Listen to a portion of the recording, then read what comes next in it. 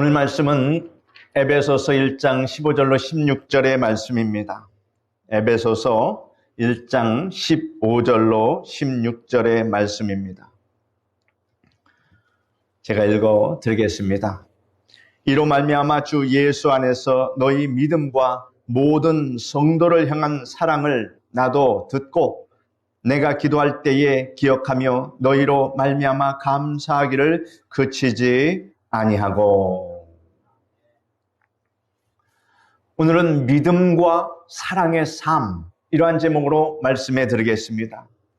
모든 사람들이 부러워하는 노벨 수상자였던 어네스트 헤밍웨이는 그의 마지막 인생을 자살로 끝맺고 말았습니다. 그의 유서에는 이와 같은 말이 적혀 있었습니다. 내 마음은 필라멘트가 끊어진 전구처럼 공허하다라고 적혀 있었습니다. 그는 성공 목표를 달성하기 위하여 다른 사람보다 많이 애를 썼고 그리하여 많은 사람을 앞서 나갈 수 있었습니다.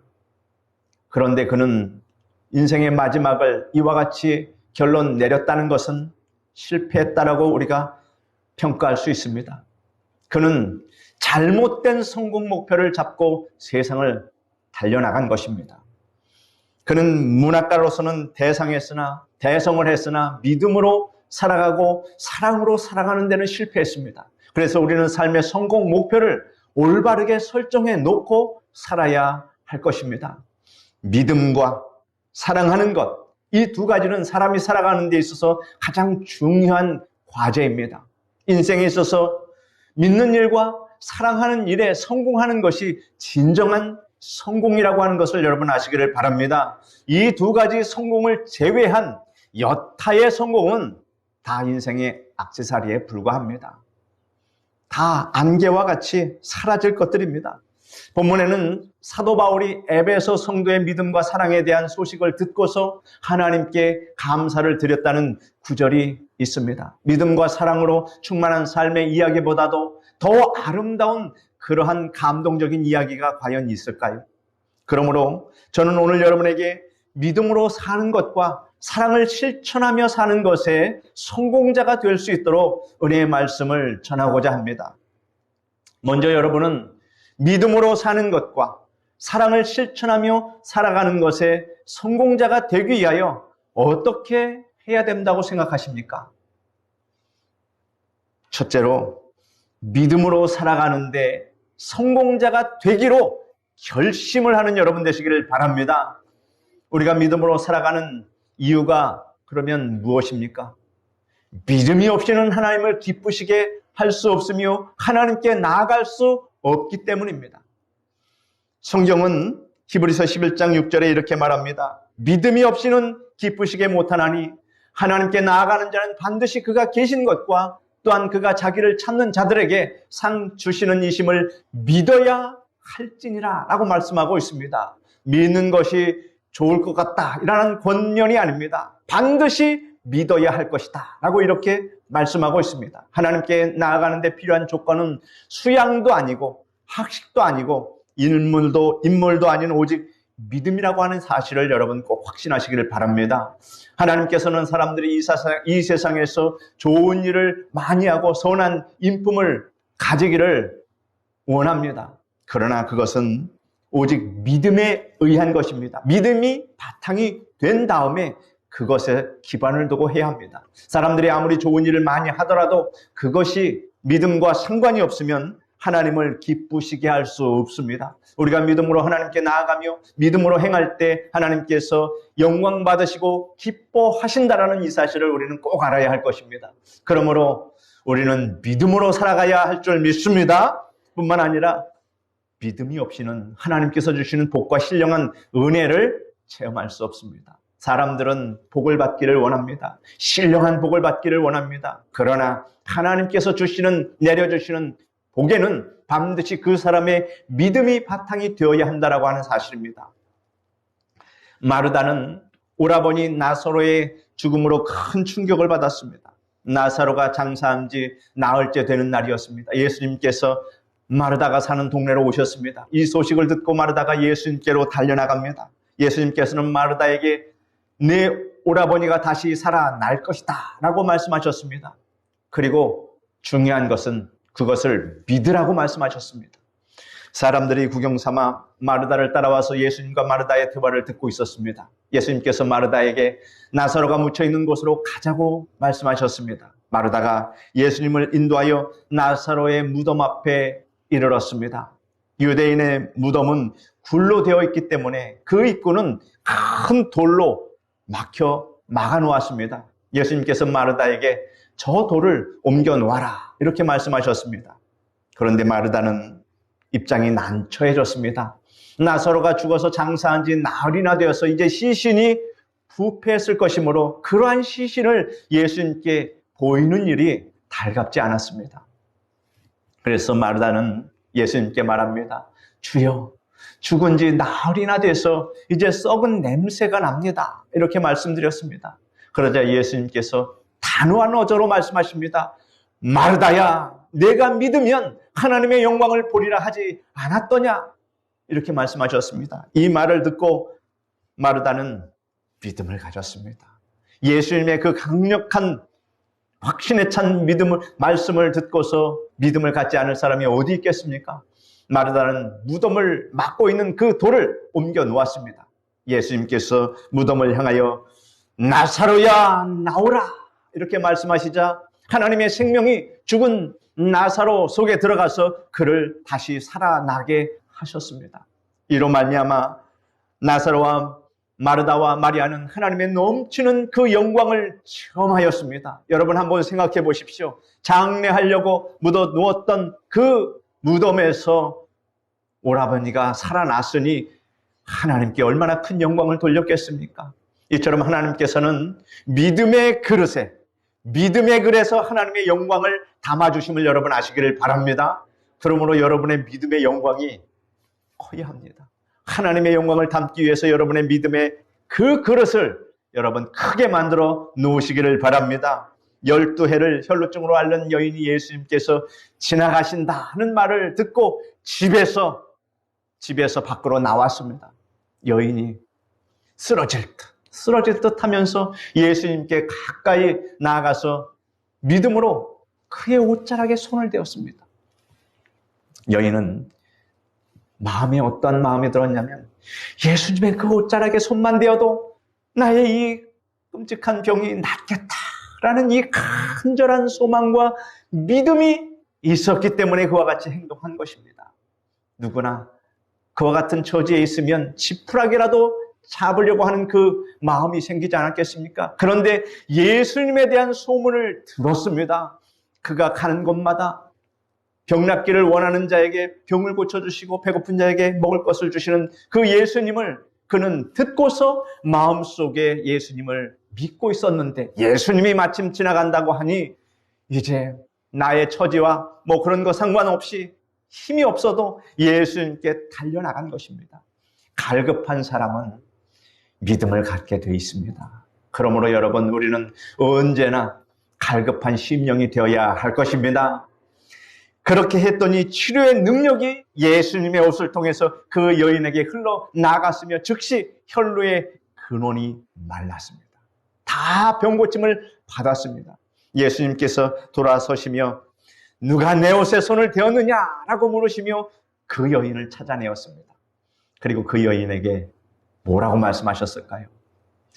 여자여, 내 믿음이 너를 구원했으니 평안히 가라. 내 병에서 놓여 건강할지어다 라고 말씀하셨습니다. 우리 예수님은 사랑이 풍부하시고 우리를 불쌍히 여겨주시고 긍휼히 여겨주심을 여러분 아시기를 바랍니다. 믿음으로 나오는 사람에게 결코 책망하지 않습니다. 예의가 조금 모자라도 예수님은 그것을 사랑으로 다 감싸줍니다.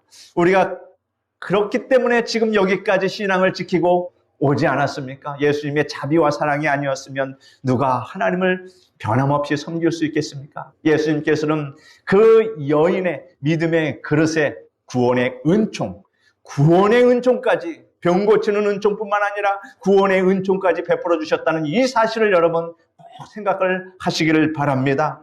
이방인 백부장이 자신의 하인이 병들어 몹시 앓고 있는 것을 보고 예수님께 나왔습니다. 주여, 내 하인이 병이 들어 몹시 앓고 있습니다.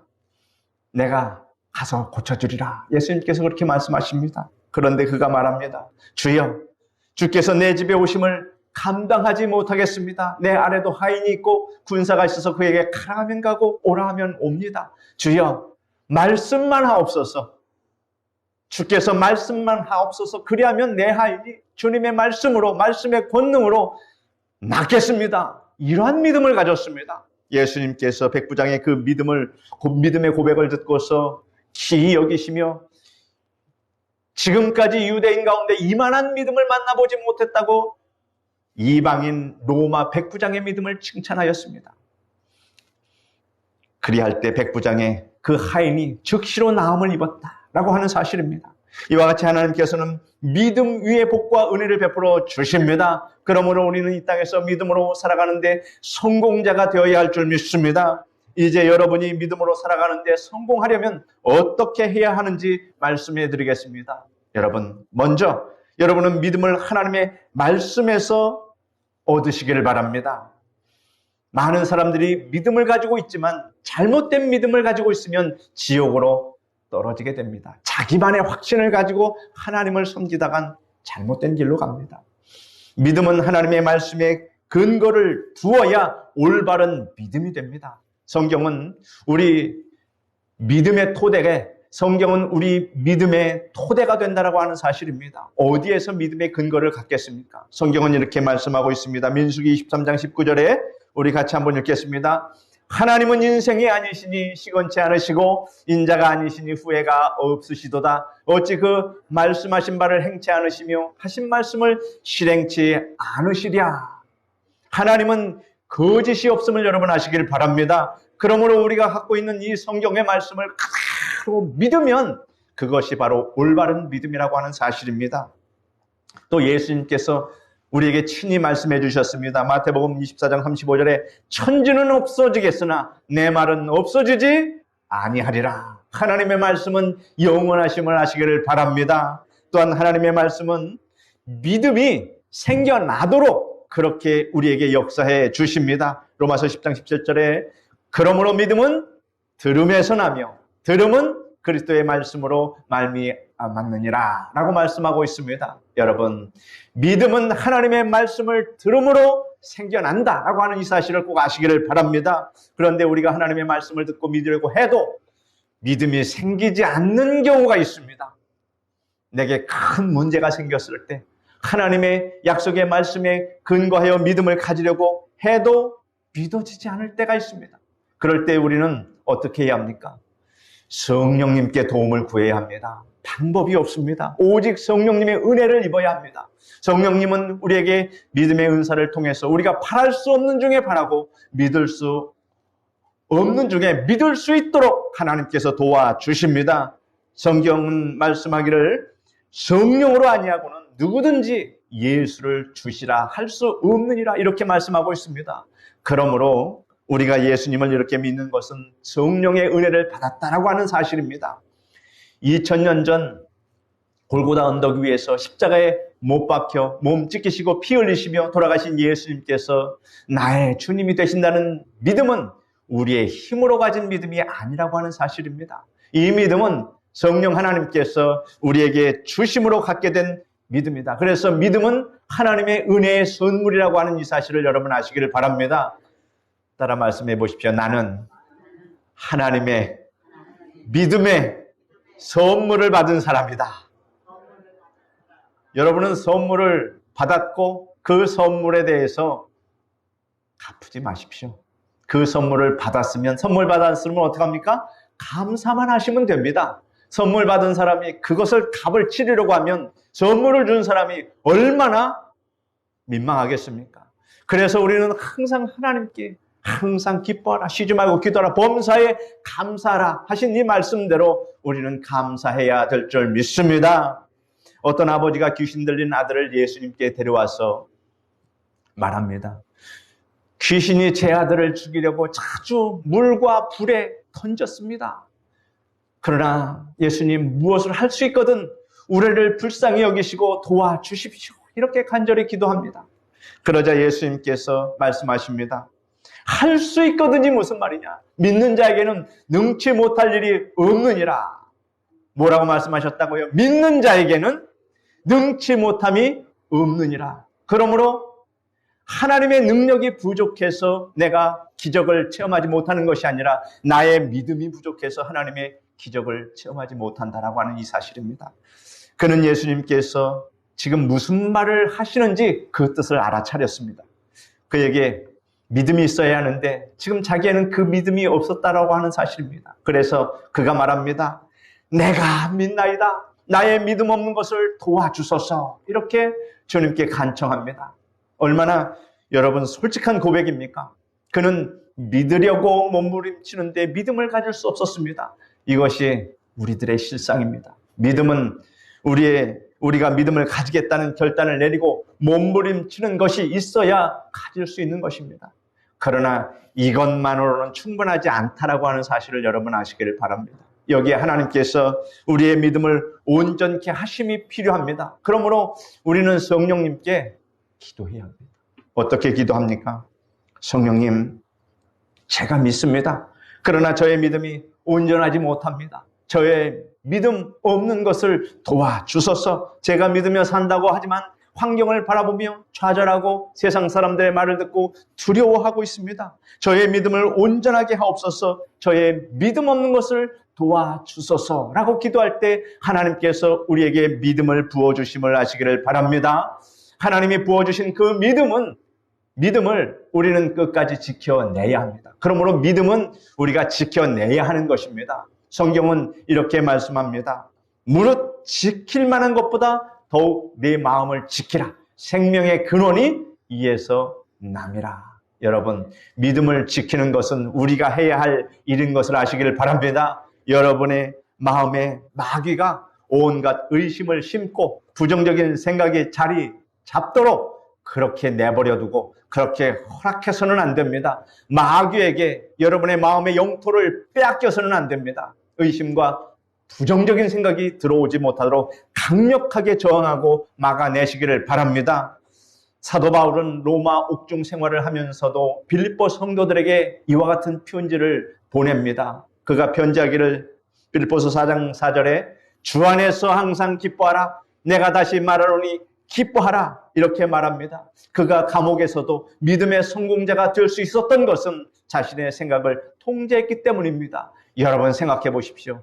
감옥 안에서 즐거워할 일이 무엇이 있겠습니까? 우리가 이렇게 문명적인 그러한 높은 생활 수준을 하면서도 여러분 우리가 바울처럼 기뻐하고 살아가고 있습니까? 이것을 생각해 보면 지금 여러분들이 누리고 있는 이것에 대해서 여러분 감사하시고 여러분 기뻐하며 살아가는 여러분 되시기를 바랍니다. 하나님께서 다 여러분에게 베풀어 주신 것이고 여러분이 누릴 수 있도록 은혜 내려 주신 것이므로 여러분이 갖고 있는 것에 대해서 과소평가하시면 안 된다라고 하는 사실입니다. 그가 감옥에서도 믿음의 성공자가 될 수 있었던 것은 이렇게 하나님께서 그에게 마음을 주시고 기쁨을 주셨기 때문입니다. 그가 긍정적인 생활을 가지려고 힘썼으며 빌립보 성도들에게 긍정적인 믿음의 생각을 갖도록 그 감옥에서 편지로 가르쳤습니다. 성도 여러분, 여러분의 입술에서 항상 믿음의 말, 긍정의 말만 나오게 하시기를 바랍니다. 입으로 하는 말은 믿음의 결정적인 중요한 영향을 끼칩니다. 우리 성도들이 서로 대화하는 것을 저는 많이 봅니다. 듣습니다. 그럴 때 저는 여러분들이 어떻게 말하는지를 다 분석하고 생각을 합니다. 그리고 그분을 위해서 기도합니다. 이것은 하나님의 말씀의 성품에 지나친 것이다. 이것이 주의 종의 귀에 들릴 때 다 판단이 되지 않겠습니까? 그래서 기도합니다. 하나님 도와주십시오. 성도다운 인격과 품성을 가질 수 있도록 우리가 하나님의 그 품성을 가질 수 있도록 도와주십시오. 사람의 말로 목회자의 그런 가르침으로 이게 되겠습니까? 하나님께서 도와주시고 우리를 가르치시고 훈련해 주셔야 우리의 입술을 하나님께서 통제해 주신다라고 하는 이 사실을 저는 보게 됩니다. 야고보서 3장 2절에 보면 이 말씀이 있습니다. 우리가 다 실수가 많으니 만일 말에 실수가 없는 자라면 곧 온전한 사람이라 능히 온몸도 굴레 씌우리라 라고 기록되어 있습니다. 여러분, 이 말씀은 참으로 중요한 말씀입니다. 교회뿐만 아니라 여러분 사회생활 속에서도 이 말씀을 꼭 여러분 간직하시기를 바랍니다. 그리하면 하나님의 아름다운 향기가 여러분의 사회생활 속에서, 여러분 가정 속에서 넘쳐나게 됨을 여러분 아시기를 바랍니다. 말에 실수를 하지 마시고, 하였다면 바로 사과하시고 용서를 구하시기를 바랍니다. 우리가 부정적인 말을 하면 부정적인 믿음으로 굴레 씌워지고, 긍정적인 말을 하면 긍정적인 믿음으로 굴레 씌워진다라고 하는 사실입니다. 로마서 10장 10절에 사람이 마음으로 믿어 의에 이르고 입으로 시인하여 구원에 이른다라고 말씀하셨습니다. 우리가 믿음의 열매를 맛보려면 입으로 시인함으로써 믿음을 완성시켜야 합니다. 현재 없어도 믿음으로 있는 것 같이 불러야 할 것입니다. 아브라함이 그래야 했습니다. 아브라함은 없는 것을 있는 것 같이 부르시는 하나님을 믿었습니다. 천지 창조를 할 때 아무것도 없었지만 하나님께서 말씀으로 있는 것처럼 다 창조해 놓지 않으셨습니까? 이것이 하나님의 창조의 원리고 우리 인생들을 인도하시는 원리라고 하는 사실을 우리는 배워야 할 것입니다. 자녀가 없던 아브라함과 사레에게 많은 자녀와 많은 자녀의 아버지와 어머니의 뜻을 가진 아브라함과 사라라는 이름으로 바꾸어 부르게 하나님께서 만드셨습니다. 그러자 그가 100세에, 여러분 100세에, 중요한 것은 100세입니다. 100세에 바랄 수 없는 중에 믿음으로 아들 이삭을 얻었다라고 하는 사실입니다. 없는 것을 있는 것 같이 약속하신 하나님의 말씀을 믿었던 결과가 이러한 것입니다. 그를 통해서 하늘의 무별과 같이 모래사장의 그 모래와 같이 믿음의 후손들이 지금 전 세계에 이렇게 흩어져 나갔다라는 것, 이것은 역사적인 사실입니다. 이를 우리는 꼭 생각해 봐야 합니다. 사랑하는 성도 여러분, 여러분이 믿음으로 살아가는데 성공자가 되려면 하나님의 말씀 위에 서시기를 바랍니다. 다른 데서 믿음의 근거를 얻으려 하지 말고 어떤 경우라도 하나님의 말씀에 근거를 두고 그 말씀 위에 굳게 섬으로 믿음을 가지시기를 바랍니다. 둘째로 우리는 사랑을 실천하며 살아가는데 성공자가 되기로 결심해야 합니다. 어떤 성공자요? 사랑을 실천하는 여러분 되시기를 바랍니다. 그저 사랑을 받으려고 하는 사람도 있습니다. 그러나 이제 우리가 믿음의 연조가 어느 정도 많이 지나지 않았습니까? 이제는 사랑을 실천하는 여러분 되시기를 바랍니다. 교회의 어떤 혜택을 받으려고 하는 것보다도 연약한 교회는 내가 우리 교회에 어떤 힘이 될까? 내가 우리 교회에 어떤 사랑을 실천할까? 이렇게 생각하는 것이 합당한 생각인 것을 여러분 아시기를 바랍니다. 우리가 사랑을 실천하며 살아야 하는 이유가 무엇입니까? 그것은 사랑은 하나님께서 주신 최고의 계명이기 때문입니다. 그래서 사랑하라, 사랑하라 이렇게 말씀하셨는데 아직 저는 사랑하라보다는 사랑받기를 원합니다. 교회에서 사랑받기를 원합니다. 이렇게 하시면은 아직 성숙하지 않은 단계입니다. 교회에서 많은 혜택과 많은 것들을 누릴 수 있도록 교회에서 많은 것을 주십시오. 그것도 좋습니다. 줄만 하면 드리겠습니다. 그러나 그럴 수 없을 때 어떡합니까? 내가 교회를 위해서 무엇을 할 것인가? 이것을 생각하는 여러분 되시길 바랍니다. 이것이 장성한 믿음입니다. 하나님은 그렇게 하라고 하십니다. 어렸을 때는 부모의 사랑을 받지만 장성한 후에도 부모님의 사랑을 받기보다는 이제 부모님을 사랑하는 그러한 믿음의 성장이 있어야 될 줄 믿습니다. 한 율법사가 예수님께 선생님이요, 율법 중에 어느 계명이 큽니까? 이렇게 물었습니다. 그러자 예수님께서 뭐라고 대답하십니까? 내 마음을 다하고 목숨을 다하고 뜻을 다하여 주 너의 하나님을 사랑하라 하셨으니 이것이 크고 첫째 되는 계명이요, 둘째는 그와 같으니 네 이웃을 내 몸과 같이 사랑하라 하셨으니 이 두 계명이 온 율법과 선지자의 강령이니라 라고 말씀하고 있습니다. 여러분, 온 율법과 선지자의 강령이라고 하는 것은 뭡니까? 강한 명령이라 하는 것입니다. 하나님께서 우리에게 이렇게 강한 명령을 주셨는데 우리가 뭐라고 하나님의 말씀을 실천하지 않을 수가 있겠습니까? 그러므로 여러분의 인생의 성공을 맛보시기 위해서는 하나님의 강령을 준수하며 살아가시기를 바랍니다. 사랑은 주님께서 요구하시는 강령입니다. 그러므로 우리는 사랑을 실천하며 살아가는데 성공적인 삶을 살아야 할 것입니다. 그리고 우리가 사랑을 실천하며 살아야 하는 또 다른 이유는 우리가 사랑을 실천하며 살아갈 때 우리의 삶이 윤택하게 되고 진정으로 행복하고 가치 있게 되기 때문입니다. 여러분은 여러분 자신을 위해서 살아가는 것 당연합니다. 그러면 여러분 자신을 위해서 행복하게 살아가기 위해서 여러분 이것을 사랑을 실천하라, 그런 말씀입니다. 오늘날 과거 어느 때보다 더 많은 문명의 혜택을 받으며 살아가고 있지만 더 많은 사람이 마약과 알코올에 중독되어서 폐인이 되고 또 더 많은 사람이 자살하여 많은 가정이 파괴되고 이혼율이 급증하고 있습니다. 도대체 그 이유가 무엇입니까? 그것은 사랑이 결핍된 삶을 살고 있기 때문입니다. 사랑받지 못하고 사랑할 줄 모르는 사람과 이 사회는 불행해질 수밖에 없습니다. 선진국일수록 행복지수가 떨어진다는 것이 바로 그 증거입니다. 아무리 물질을 풍부하게 가지고 있어도 가족 간에 서로 미워하고 냉전이 벌어지고 있다면 행복은 사라지고 살고 싶은 의욕마저도 사라지고 맙니다. 그러나 비록 경제적으로 넉넉하지 못하더라도 가족 간에 사랑하며 사는 가정은 즐거움이 있으며 항상 행복하다라고 하는 사실을 여러분은 잘 알고 계실 것입니다. 그러므로 우리는 사랑을 실천하며 살아가는데 성공자가 되어야 인생을 잘 사는 사람이 됩니다. 그러면 어떻게 사랑을 실천하며 살아갈 수 있겠습니까? 무엇보다도 우리는 하나님의 사랑 안에 있어야 합니다. 여러분, 하나님의 사랑 안에서 벗어나지 않기를 바랍니다. 성경은 하나님은 사랑이심이라 이렇게 단정하고 계십니다. 그러므로 하나님을 떠나서는 참 사랑을 알지도 못하며 행할 수도 없다는 것입니다. 하나님을 떠나서는 사랑이 무엇인지, 사랑을 어떻게 행해야 되는지 알지 못한다는 것입니다. 사람이 하나님에게서 멀어질수록 사랑에서 멀어지게 된다라는 것입니다. 오늘날 사람들은 보다 문명한 사회, 보다 윤택한 사회를 만들었다고 하지만 지난 날보다 사랑은 더욱 메말라 있다라고 하는 사실을 우리는 알 수 있습니다. 사람들은 20년 전보다 10년 전보다 사랑이 더 고갈되어 있다고 한탄합니다. 왜 그렇게 되었습니까? 지식이 발달하고 과학 문명이 고도로 발달하자 사람들이 교만해졌기 때문입니다. 이기적인 그러한 마음이 팽배했기 때문입니다.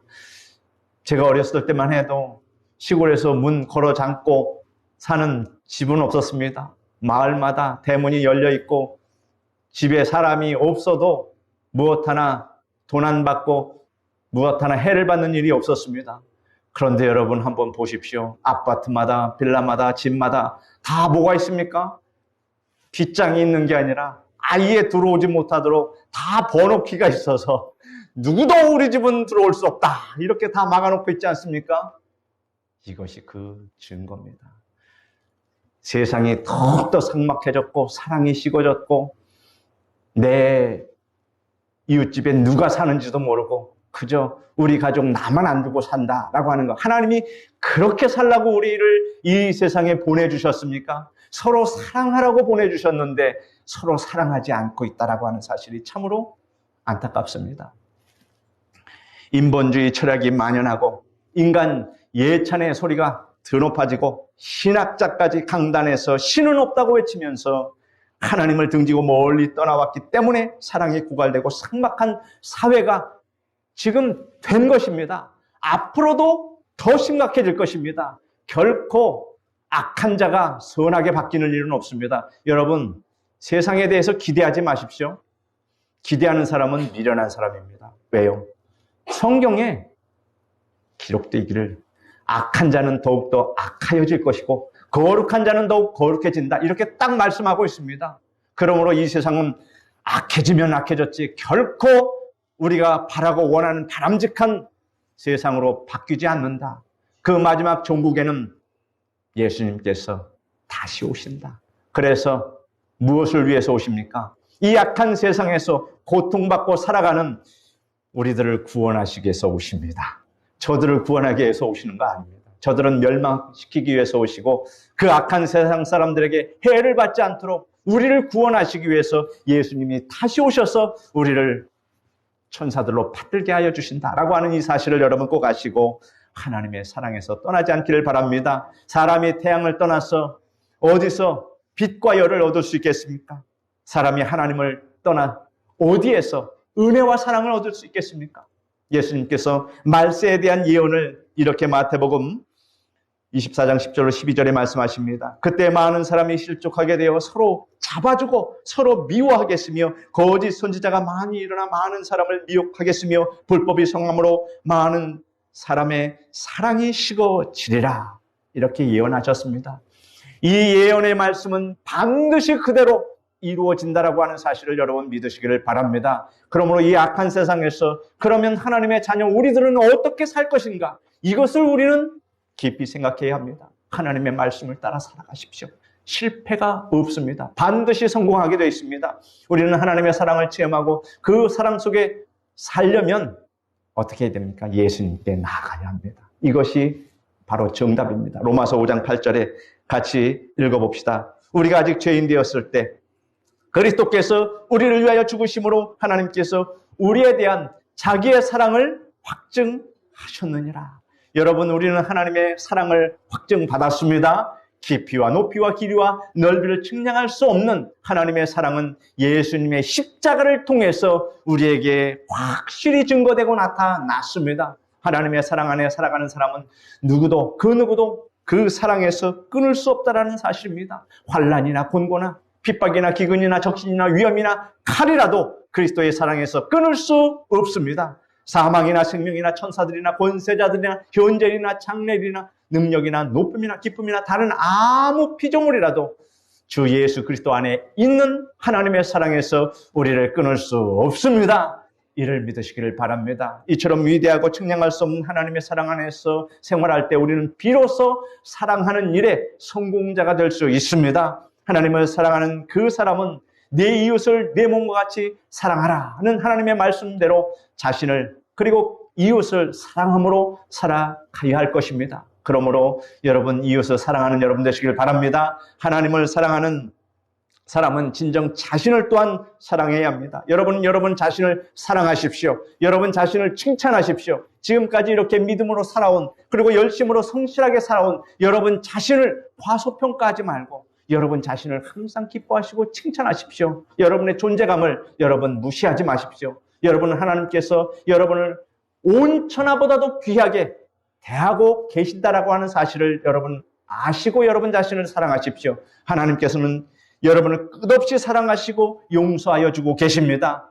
우리는 죄짓고 불의하고 추악하여서 멸망받아 마땅한 죄인임에도 불구하고 예수님 앞에서 나와 이렇게 회개하니 우리 죄를 다 용서해 주셨습니다. 그리고 우리가 회개하면 죄의 유혹을 이길 힘을 하나님께서 주십니다. 그러므로 여러분은 절대로 자신을 정죄의 사슬로 묶지 마시기를 바랍니다. 예전에 지었던 그 죄로 여러분 자신을 묶지 마십시오. 예수님께서 다 용서해 주셨습니다. 하나님께서 여러분을 용서하셨으므로 항상 밝고 맑은 마음으로 여러분 힘차게 살아가시길 바랍니다. 뒤돌아보지 마십시오. 우리가 달려갈 길이 있습니다. 그리고 하나님께서는 우리를 거룩한 사람이 되게 하셨습니다.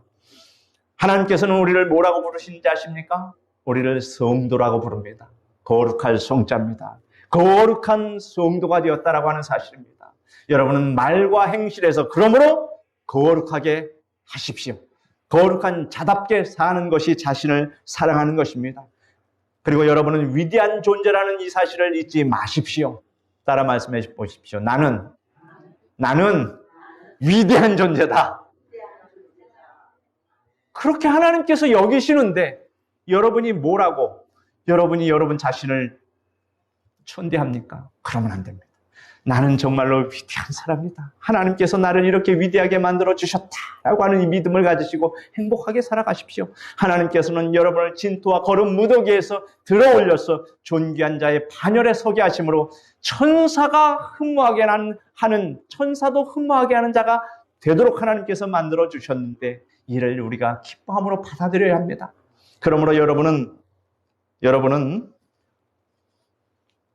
보통 사람이 아닙니다. 어느 대통령이 옛날 말인데 나는 보통 사람이다 이렇게 얘기하는데 우리는 그 말을 수용하지 않습니다. 여러분은 보통 사람이 아닙니다. 옛사람과 다릅니다. 이제는 위대한 존재가 되었기 때문에 보통 사람 아닙니다. 그러므로 여러분은 위대한 생각, 위대한 꿈, 위대한 믿음을 가지십시오. 여러분이 자신을 용납하고 거룩하게 행하고 위대하게 살아가는 것이 자신을 사랑하는 것입니다. 나를 사랑하지 못하는 사람이 어떻게 이웃을 사랑할 수 있습니까? 하나님을 사랑하는 사람은 이렇게 자신을 사랑하고 하나님을 사랑하는 사람은 이제 이웃도 사랑할 수 있습니다. 왠지 아십니까? 여유가 있기 때문입니다. 여유가 없는 사람은 사랑하지 못합니다. 그러나 하나님의 넘치는 사랑을 받으면 이제 나도 이 사랑을 이웃에게 전하고 싶다라는 마음이 저절로 드는 것이지 누가 강요해서 이웃을 사랑하는 것 아닙니다. 사랑은 이해하는 것입니다. 여러분은 다른 사람을 깊이 이해하려고 노력하시길 바랍니다. 어떠한 경우에라도 이해하겠다라는 마음의 자세를 가지고 따라 말씀해 보십시오. 그럴 수도 있겠구나. 그럴 수도 있지. 그렇게 너그러운 마음을 갖고 사십시오. 어찌합니까? 사람이 다 완벽하지 못한 걸. 그래서 여러분의 그 평안을 해치지 마십시오. 그리고 사랑은 용서하는 것입니다. 성경은 말합니다. 무엇보다도 열심으로 사랑할지니 사랑은 허다한 죄를 덮느니라. 아멘. 뭐라고 말씀합니까? 열심으로 사랑하라고 그랬습니다. 그 사랑은 허다한 죄물, 남의 단점, 약점을 다 허물 덮어줄 수 있다. 여러분 이 사랑을 간직하시길 바랍니다. 그리고 사랑은 희생하는 것입니다. 부모가 자식을 사랑하기 때문에 자식을 위해서 온갖 희생을 마다하지 않습니다. 아내가 남편을 사랑하고 남편이 아내를 사랑한다면 희생을 해야 합니다. 희생 없이 사랑할 수 없습니다. 희생 없이 사랑한다는 것은 말만의 사랑이지 진정한 사랑은 아닙니다. 그러므로 우리는 아내, 남편, 부모, 자녀, 형제, 교우, 이웃을 사랑하기 위해서 희생함으로 진정한 사랑을 하는 성도가 여러분 되시기를 바랍니다. 그리고 사랑은 축복하는 것입니다. 여러분 열심히 축복하십시오. 저주하면 안 됩니다. 예수님께서는 너희를 저주하는 자까지도 축복하라 이렇게 말씀하고 있습니다. 나에게 조금 섭섭한 말을 했다고 해서 그걸 가지고 또 가서 반격을 하고 그러면 됩니까? 안 됩니까? 오히려 그런 마음이 상할 때는 하나님 말씀대로 너희를 저주하는 자를 위하여 뭐 하라고 했습니까? 축복하라. 그렇게 나를 막 이렇게 공격하고 무슨 좀 마음에 안 드는 말을 할 때는 어떻게 합니까? 축복하십시오. 그를 위해 축복하십시오. 그러면 이기는 것이고 성공하는 것입니다. 그러므로 우리는 힘써 축복하는 성도가 되어야 할 것입니다. 믿는 것과 사랑하는 것은 주님께서 우리의 행복과 성공을 위하여 하신 말씀의 지혜입니다. 지혜의 말씀입니다. 여러분 믿는 것에 또 사랑하는 것에 성공자가 되시기를 바랍니다.